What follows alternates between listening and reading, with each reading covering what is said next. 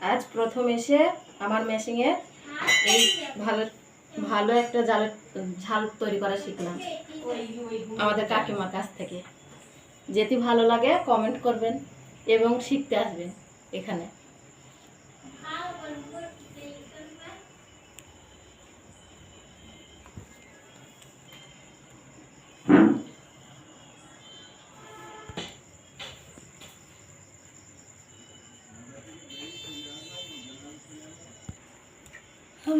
তোমার বাড়ি কোথায়?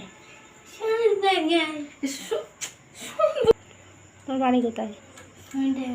কি করতে এসছো? তুমি শিখবে না, তোমার মা শিখবে। ঝোয়া বস্তা লাই।